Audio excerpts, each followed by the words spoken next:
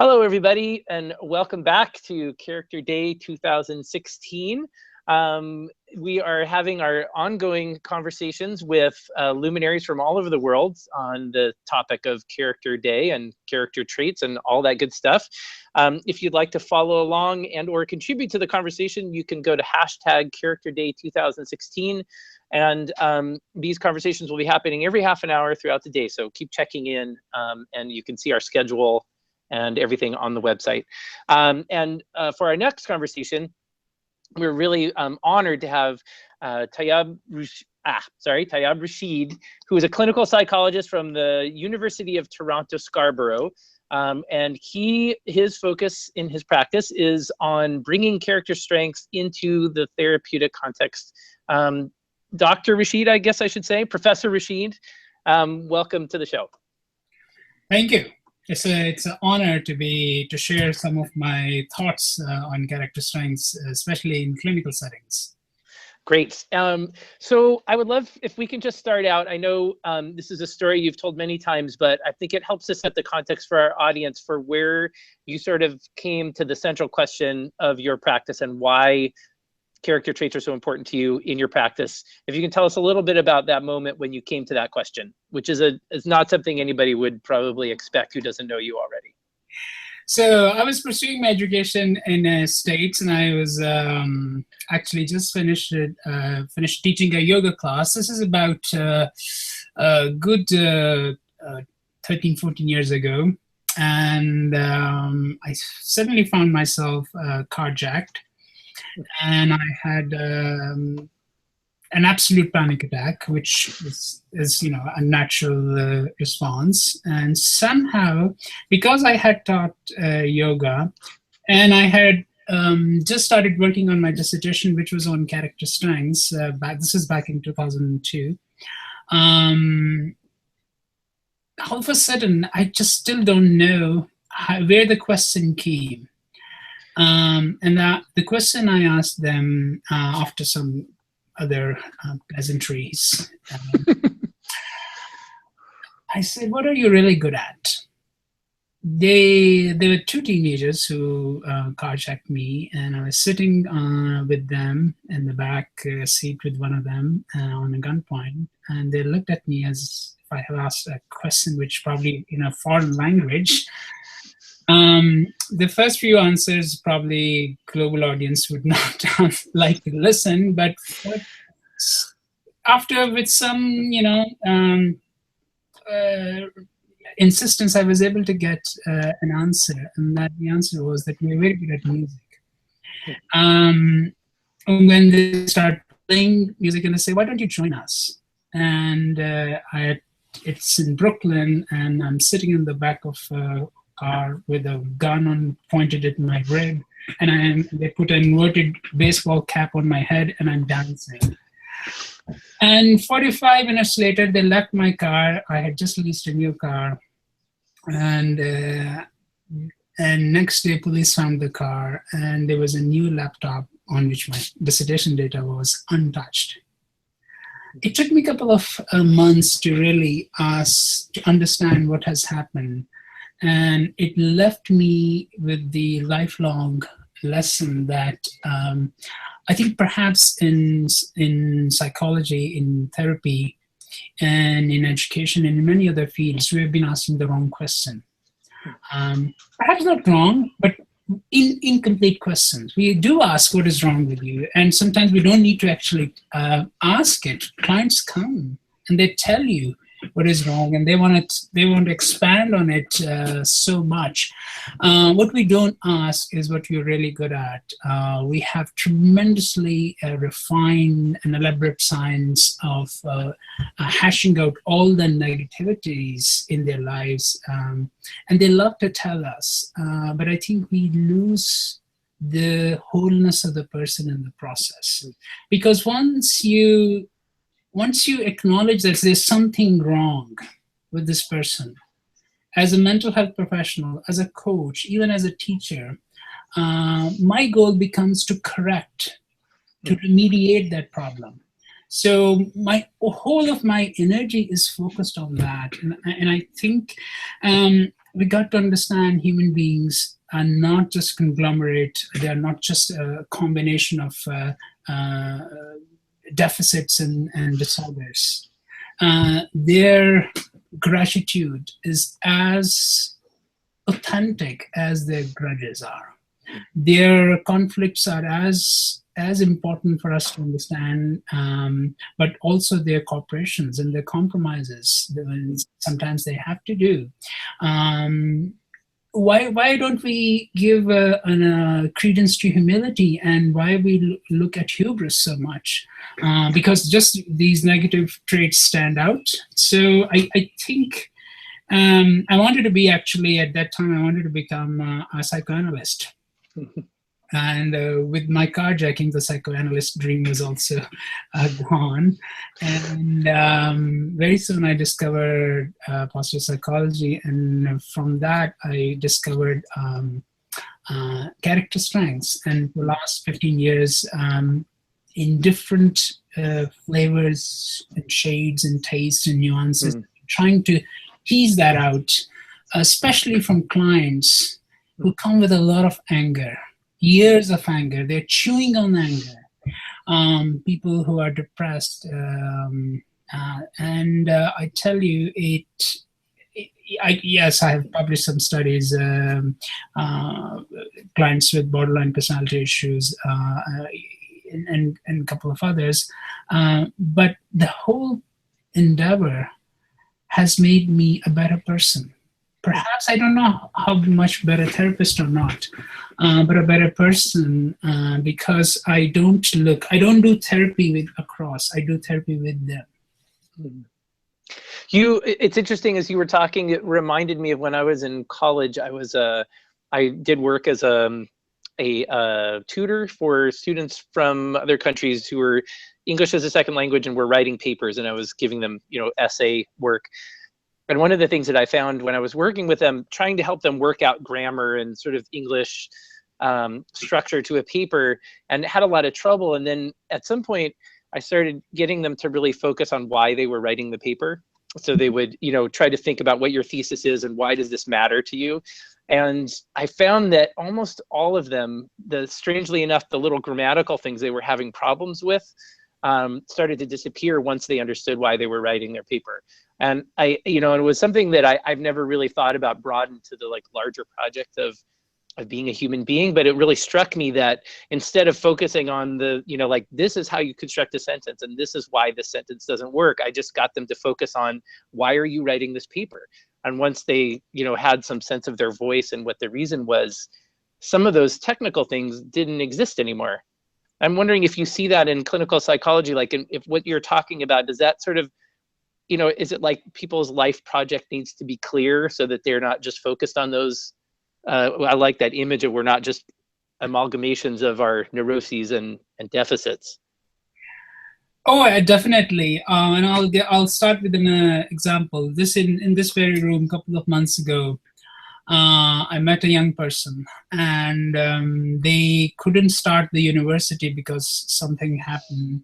And then they told me the story. And the story goes like this. In grade 9, they were diagnosed with a very, very rare form of pathology, physical pathology, which taxed them and their family hugely. While they were recovering, they came to know that one of the parents has terminal cancer. And the parent had left their job to devoted their life for the recovery process. And this young person was just amazed me because they lost the parent, and they also lost a year in high school. And but somehow their grit, their perseverance, their hope carried them through. They still graduated with their cohort. And as they're telling me the story, I've forgotten all my questions. We have a standard intake form. I don't know my questions, and I'm shrunk. this person, the person, their display of their resilience has taken over this room, that I'm awestruck. And I said, okay, I'm so sorry, I forgot what I need to ask you, but just tell me, how did you do it? And they opened up the smartphone, and they said, I never understood how did I do it, and until actually today. And I said, how? So what had happened is, because I'm interested in incorporating strengths as much as symptoms are important, I think strengths are equally important in therapy. So when our students I work in a university, and when they do the intake, it's an online intake partly, they describe their symptoms, but at the end of the intake, they also complete a strengths questionnaire, which is based on Via's model, 24 strength. And at the end of that questionnaire, the 5 or 6 strengths are shown to them. So before even they're seeing the therapist, they see their strength. And this person opened up the phone and they said, look, I did not know that this was my strength. And I said, what it is? So I looked closely. It said playfulness and humor. I'm further puzzled, and I said, how? I mean, you did it with playfulness and humor? But loss of a parent and one of the rare forms of disease. The person is very, very introvert. They took a long time, and they said, I'm not very social. But with my parents, who were always there, during the almost 15 months of hospital stay, we had only but comedy channels on. Wow. You know what? I think he taught me more than I could ever do anything with him. So this is the power of strengths, and especially when you label it with more specific focus, and because they even did not know it.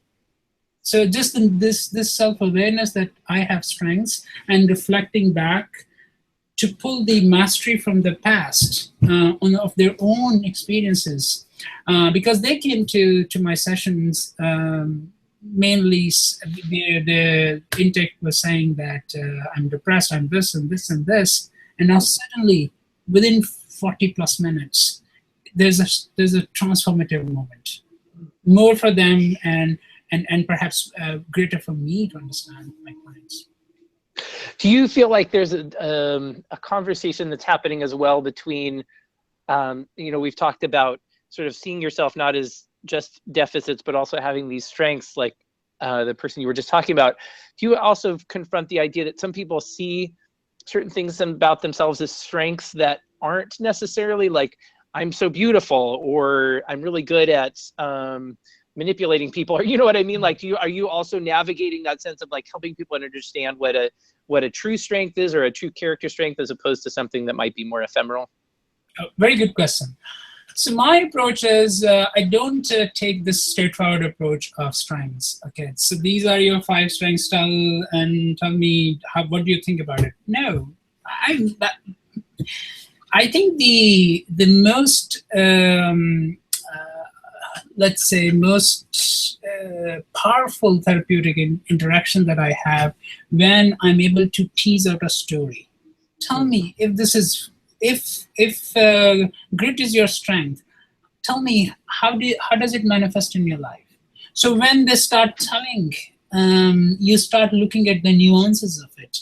And oftentimes the best thing happens is you start exploring the contours, the nuances, sometimes the dark sides of strength. So a lot of my clients are females, they are depressed. When they open up their strength, they tell me their strengths, it's forgiveness, humility, love, social intelligence. So when you put all of them together, you actually find that they are not taking care of themselves and they're saying yes to everything. So I think it's very important that back to your question is the context, contextually appropriate questions leading into the personal narrative. is so important. Otherwise, I'm so beautiful. Otherwise, what we're doing is what we have been doing in the United States and in some parts of the world is, Chani, you're the most beautiful person in the world, the self-esteem movement, and let me not go there. Do you, I mean, it's interesting because we're talking a lot about, I think in a lot of the conversations today, we're talking about this kind of larger idea about character strengths, but you're sort of at the front line in some ways. Like, you're in a place where you're actually seeing in day-to-day conversations where that's impacting people. Can you talk a little bit more about how, because I mean, I think people think of depression as being a place where you're sort of impossible to reach, where you're in this dark place and everything seems wrong. And you just kind of laid out this sort of interesting idea that, some of these women that were depressed were sort of overemphasizing strengths that were not allowing them to take care of themselves. So what is the next step in that situation where you're with somebody who is in that dark of a place? How do you ignite that in someone, not just like understanding intellectually, but really on a path out of this sort of dark hole they're in? I think what you basically do, strengths. I think this is one of the most wonderful things that's happened in social sciences in the last 20 years is Peterson and Seligman's Marty's classification, because that has given us the language. And with that language, what I do is I try to enlarge the inner space of my clients. So because they come, they're constricted, their emotions are constricted, their cognitions are constricted, their worldview is constricted. So what I start slowly with therapeutic relationship, I don't ever undermine it. I start enlarging those some nuances, some niches, some space where we can explore. So if the client is depressed, I would ask them, how about other aspect? Are you depressed all the time, everywhere, with everyone? But I also look in your profile. This looks like you also have these strengths, and how you use them. So then you start teasing out. Mind you, one of the very important thing is you never, especially in therapy, you never ever undermine the negatives or dismiss or ignore them. It's doing the yin and yang together. Life has valleys and peaks.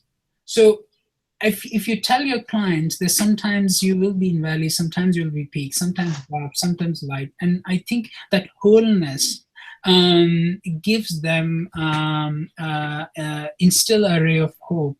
But I think that only comes through these more deeper transactional communications, face to face, and also one important point in this. We as mental health professionals, as teachers, as coaches, we need to be patient. I have number of clients, I will tell you, have frustrated me temporarily. But if I become patient, they will show me what they're good at. It sometimes is my lack of patience that I'm not able to see their strengths. There's no one in this world, why we have 88,000 plus events. One thing we can make sure that everyone attending these events, there's no one who has all of these 24 strengths, and there's no one who's devoid of all of these 24 strengths. We have different shades and different contours and nuances of it. Well, that is a wonderful place to end. Thank you so much for your time. We're just about out of time. Thank you. And can you, is there anything you want to point people to your work, where people can interact further with what you've done? I know you have your great, I believe it was a TEDx or a TED Talk, but do you have any other places where people can read more about what you're doing or follow your work? So I actually, although I'm a therapist, I also spend a lot of time in bringing the therapy out of therapy room. So one of my attempt to bring therapy out of therapy room and is to get help understand young people, especially our freshmen, first year students, to know their strengths. And we have a program called Flourish, and I'll give you its URL. It's www.utsc.utoronto.ca and /flourish, where general people can find. If you look under resources, we have put together for each of the strengths, we have put together at least 10 to 15 behavioral ways, because it's talking grit is wonderful, concept is wonderful. Spirituality, how you distill it into actions is very so we have worked putting those actions. I love movies, so we have now attached with each strength several movies, and we have embedded links. So that's a public resource. Anywhere, anyone having access to the to internet can access it. I also would encourage people who are interested in positive psychology. International Positive Psychology Association, IPA, is beginning a clinical division. So we are moving towards having positive clinical science, and I'm happy to be involved in that. And I think my last point is it's very important. It's very easy to only focus on negativity. It's very easy to only focus on positivity. It's a challenge to put them together, yin and yang, and I think that's where we need to accentuate our strong to understand the wrong. Great. Thank you so much. That's a wonderful place to end. Thank you for your time. And for everybody, these conversations are continuing out throughout the day. Again, the hashtag is Character Day 2016, and you can be a part of this as we go through the day. Thank you so much. Thank you. Thank you, sir.